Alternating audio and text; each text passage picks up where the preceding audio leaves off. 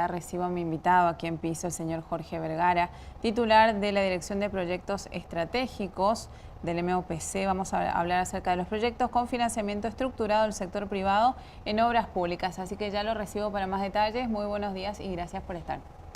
Muy buen día, Laura. Muchas gracias por la invitación. Gracias a todos la audiencia de este prestigioso canal. Excelente. A vos por estar. Bueno, para hablar un poquito acerca de estos proyectos con financiamiento estructurado. El sector privado en obras públicas. Sí. ¿De qué hablamos y de cuántos proyectos estamos Sí, hablando? estamos hablando del interés y la participación del sector privado cada vez más creciente en financiar con el sector público, en este caso del Estado paraguayo, las infraestructuras viales, urbanas, las infraestructuras de servicio, las infraestructuras también de transporte, muy importantes para cubrir las necesidades que tenemos en nuestra brecha de infraestructura, y tenemos una participación real. Ahora mismo hemos tenido un proyecto en total tenemos alrededor de 1.100 millones de dólares invertidos hasta aquí con el sector privado, ya sean proyectos de llave en mano, concesiones y APP. ¿Estamos hablando de cuánto tiempo? Estamos hablando desde el 2015, perdón, en adelante.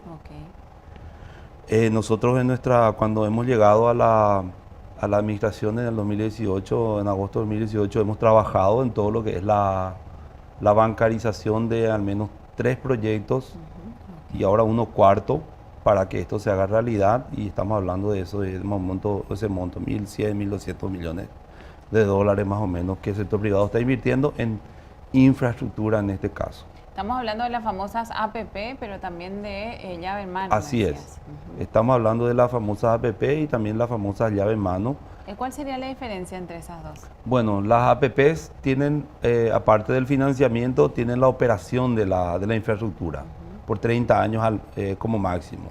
Y cuando hablamos de llave en mano, estamos hablando de la inversión y luego no la operación, sino el repago de la obra en cierto tiempo. Entonces, el Estado lo que hace es tomar financiamiento a una tasa conveniente e invierte eso dentro de en las obras públicas. ¿Cuántos proyectos actualmente tenemos, tanto de APP, ¿verdad?, como de llave en mano? Tenemos, hoy tenemos un proyecto de APP en marcha, tenemos 3 proyectos, uno de ellos terminado en llave en mano. ¿Y cuándo se tendrían que ejecutar? ¿Cómo es ese procedimiento? Bueno, las APP se toman, depende, tenemos 2 formas, una es una iniciativa pública y la otra es la iniciativa privada. La iniciativa pública, el Estado lo que hace es hacer todos los estudios de prefactibilidad, factibilidad y luego todos los pliegos y hace el llamado. Corre por cuenta del Estado todo el proceso de realización de estudios. Y la iniciativa privada tiene que ver con que el privado manifiesta su interés y realiza todos los estudios, con la limitación de que el Estado lo que puede, a lo máximo puede participar con el sector, en la alianza con el sector privado, de hasta el 10% de la inversión inicial que tiene que hacerse. Entonces, esas son las 2 figuras que tenemos en la APP. Por lo tanto, hoy tenemos una que es de iniciativa pública que está realizándose, que es la Ruta 2. Tenemos 3 proyectos presentados para iniciativa privada que estamos evaluando. Una es para un ferry, otra es para la hidrovía y otra es para un sistema de planta potabilizadora de agua para el norte del departamento central. Estamos hablando de Limpio, Mariano, Luque, y San Lorenzo. Todo lo que es planta potabilizadora, que estamos queriendo incluir algo de saneamiento, que como sabes, saneamiento es un componente que muy poco se invierte en el Paraguay, ¿verdad? Entonces, todo el tema de tratamiento de cloaca queremos incluir dentro de estos proyectos. Entonces, tenemos esos proyectos por iniciativa privada, y por iniciativa pública estamos llamando los proyectos de la Ruta 1, la ampliación de la Ruta 1, la duplicación. ¿Cómo sería una ruta segura? O sea, ¿el proyecto sería la ruta doble? Sí, exacto. La ampliación y la duplicación de toda la Ruta 1 hasta el tramo que llega a Quindío, que sería alrededor de 75, casi 80 kilómetros más o menos. Ay, qué excelente. Para que tengamos una buena salida y entrada por ese lugar. Y también hay que decir que es el tramo que realmente en la ruta 1 hay más movimiento. El resto del tramo es un poquito más perezoso, por decir. Así que yo creo que a futuro va a generar mucho más movimiento y va a generar la posibilidad de que hagamos para el resto de la ruta. Mientras tanto, los estudios que tenemos hasta aquí nos indican que ese es el tramo que realmente tiene más movimiento. También tenemos la ruta 6 y la ruta 1 viene desde Toronto, desde Toronto hasta Quindío. Y la ruta 6 es el otro proyecto con el cual estamos estudiando, que va desde Encarnación hasta Cruce Pirapó, donde hay mayor cantidad de movimiento. También ampliación y duplicación de todo ese tramo. Qué excelente. ¿De cuántos kilómetros estamos hablando? Y en ese tramo estamos hablando de 65 a 70 kilómetros más o menos.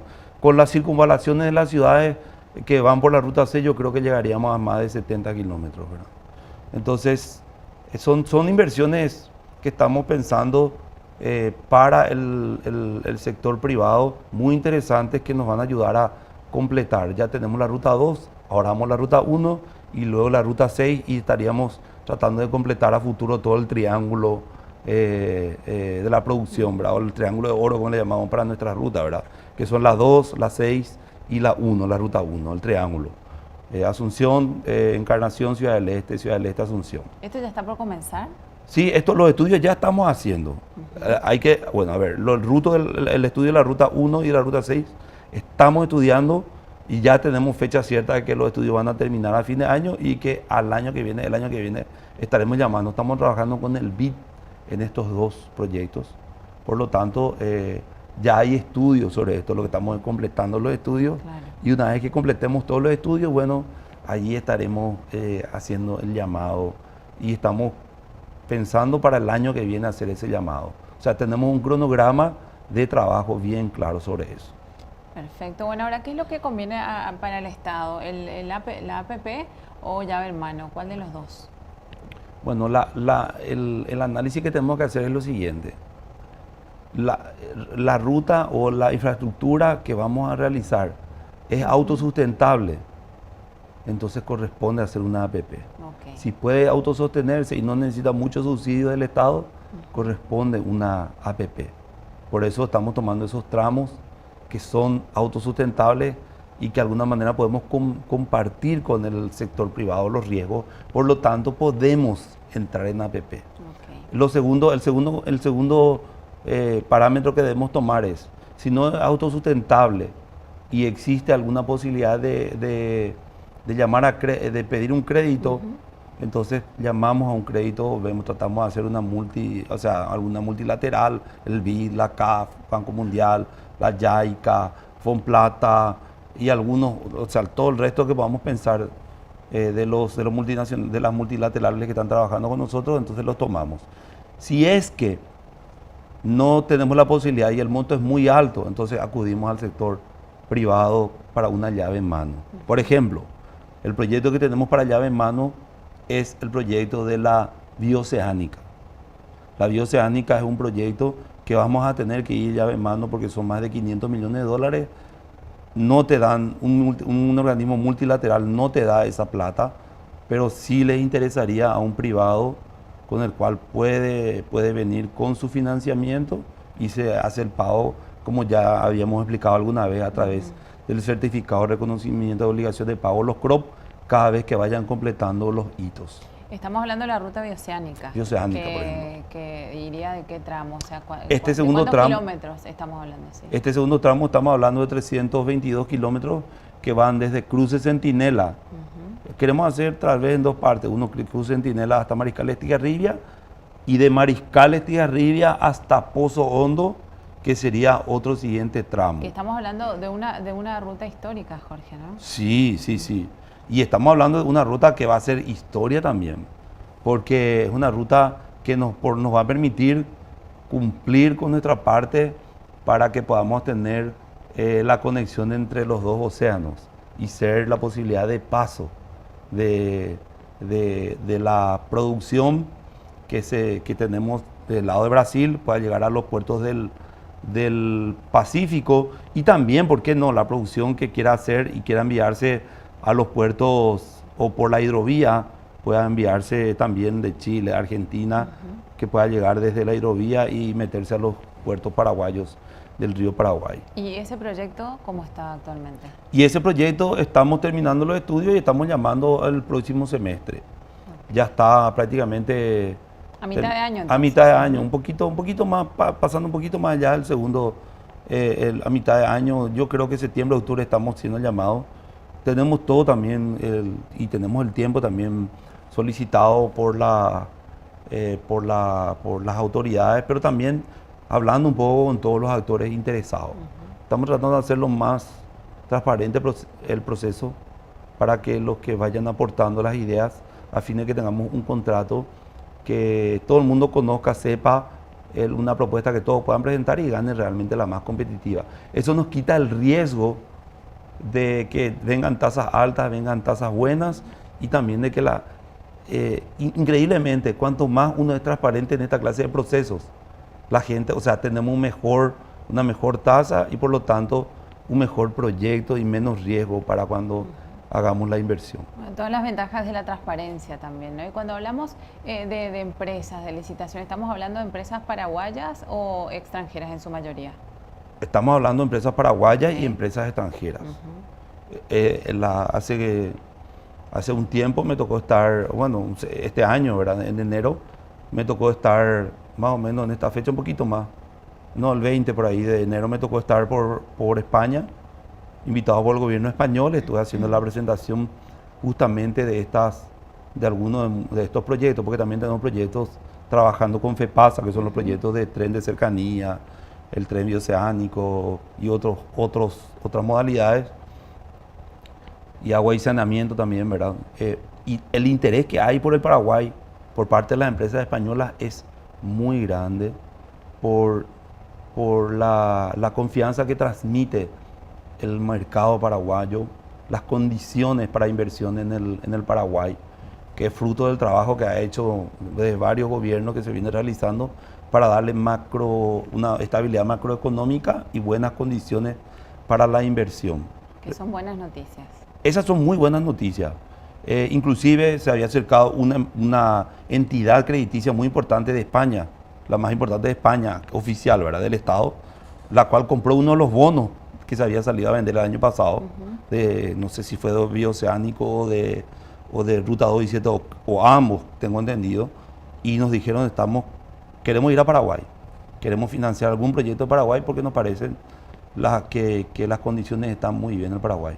Fíjate vos que la primera semana de febrero salió al mercado a venderse 500 millones, Sí, ¿verdad? sí. Y a buenísimas tasas, 4,50. Estamos colocados en lugares muy, muy buenos para la inversión. Muy estratégicos. Y hay que aprovechar eso, Laura, como nunca. Tenemos que aprovechar para que eso se pueda transmitir o pueda traducir, perdón, en inversiones concretas para el Paraguay. No solamente en el área de construcción, ¿verdad?, en el área de infraestructura, de obras públicas, sino en todo lo que pueda hacer la inversión privada en el Paraguay. Perfecto. Jorge, ahora volviendo un poco a lo que es Asunción, Gran Asunción, la Costanera Sur, ¿cómo va el proceso? Bueno, la Costanera Sur hemos trabajado, justamente el 2 de enero estábamos reunidos en la zona de obras, o sea que vacaciones hasta ahora no hemos tenido, y estuvimos trabajando. Derecho, ¿Cómo? Siguieron derecho. Seguimos derecho, sí. Ustedes saben cómo es el ritmo del ministro también, ¿verdad? Y de todo el equipo de trabajo. Estuvimos trabajando para la viabilización de los terrenos, los cuales se hará las viviendas temporales dentro de los cuales estarán las personas que de alguna forma serán afectadas por la obra. El ministro estuvo trabajando esta semana en la tipología de viviendas, cerrando con los beneficiarios de esas viviendas, por lo que ya tendremos, probablemente se empezará la construcción de esa vivienda en la brevedad, para que la gente que está ahí pueda mudarse y empiece la construcción de la obra. Yo creo Estamos que hablando de cuánta cantidad de familias. 300 familias. Okay. 300 familias son las familias que están de alguna manera a 260 es el número, ¿verdad? Pero entre el cálculo más y menos son por allí, ¿verdad? Hay que prever esa cantidad. No vamos a construir toda esa cantidad, pero prever en espacio me refiero, ¿verdad?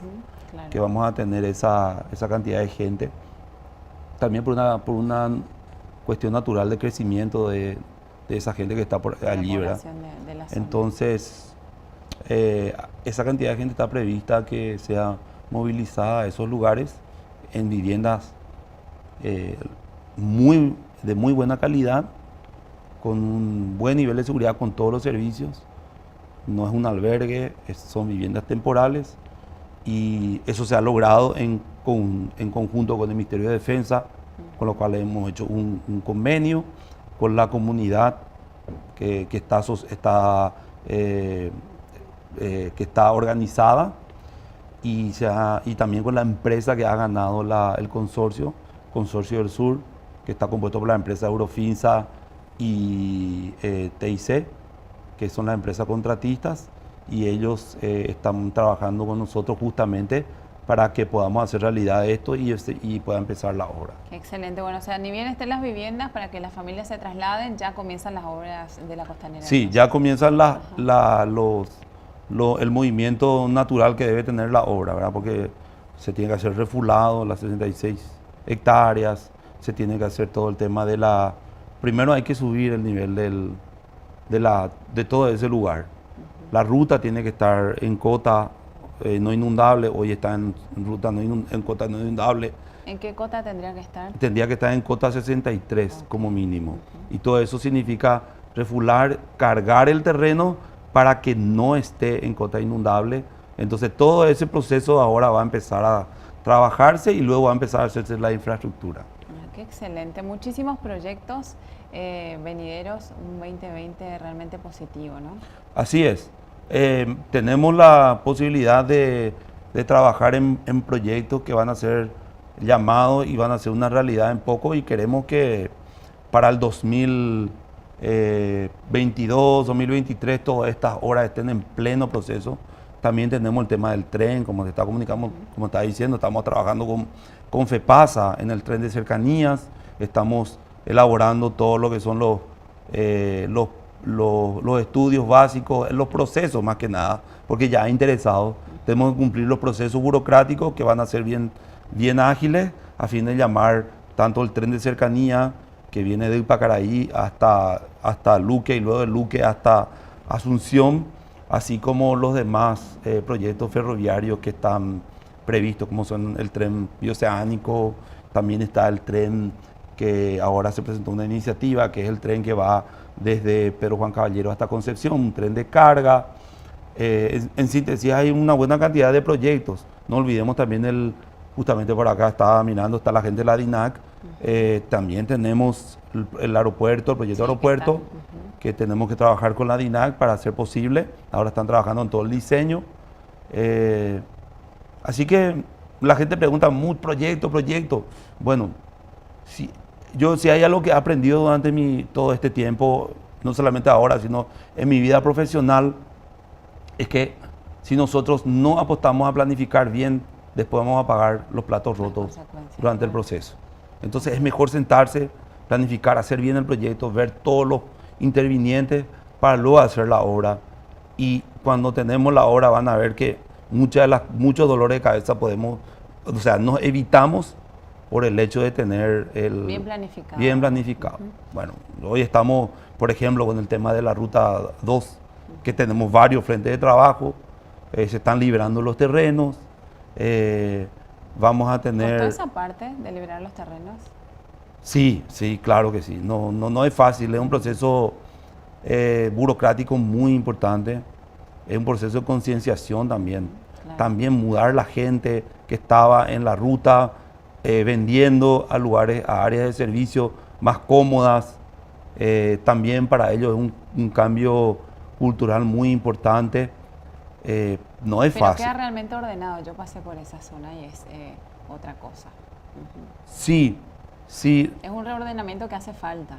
así es, Laura, y cada vez más las obras tienen ese componente de ordenamiento territorial, de ordenamiento urbano y también, ¿por qué no decir, verdad? Un componente social y económico muy importante. Sobre todo social y económico, Sí, sí.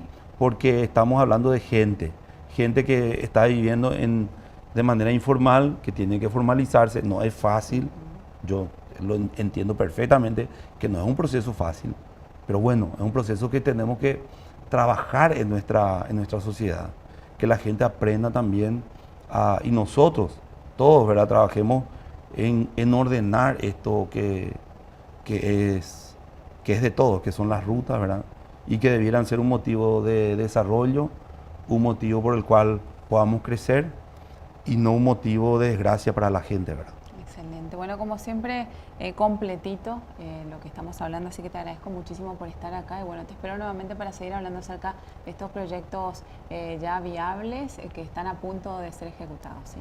Muchas gracias, Laura, y vamos a volver ya con proyectos ya concretos, con movimientos ya, con algo ya bien realizado o en proceso, y ahí estaremos hablando y comunicándole a la gente todo lo que está sucediendo en nuestro ministerio y en nuestro país, ¿verdad? Excelente, muchas gracias, hasta luego. Gracias a usted.